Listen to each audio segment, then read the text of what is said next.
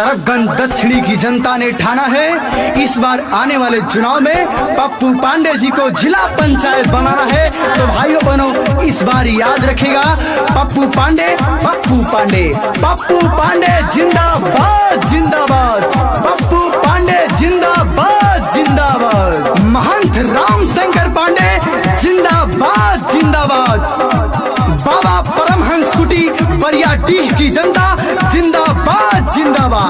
ओ मेरे दादा भैया जाना न भूल हो, विनती हमारी सभे करना कबूल हो, धोखे में अब की न आना कि पप्पू पांडे को जिताना, जिला पंचायत बनाना कि पप्पू पांडे को जिताना।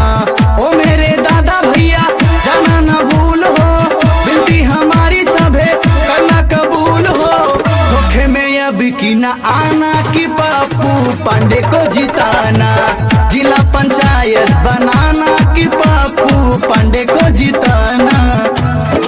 चुनाव नहीं अब रण होगा, चुनाव नहीं अब रण होगा, युद्ध बड़ा भीषण होगा।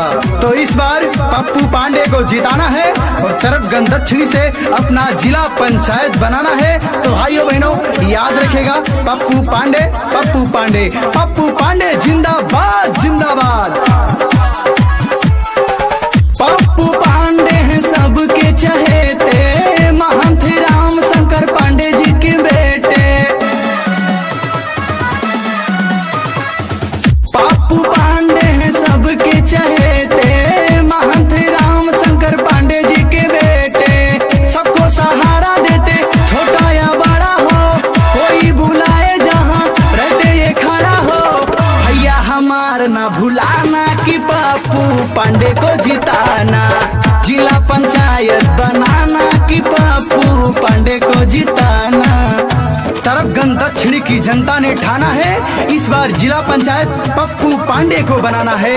कलंदर संगमरमर के मकानों में नहीं मिलता, कलंदर संगमरमर के मकानों में नहीं मिलता, और पप्पू पांडे वो देसी घी है जो बाजारों में नहीं मिलता।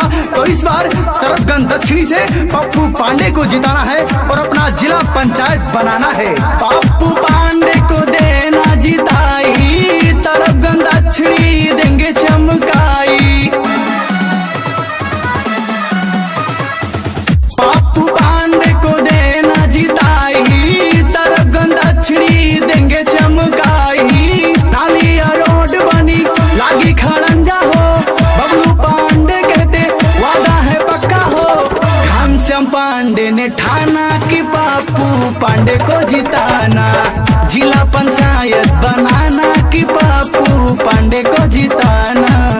जालिम कितना जुल्म करेगा सत्ता के गलियारों से, तरफगंज दक्षिणी की गली गली गूंज रही है पप्पू पांडे जी के नारों से।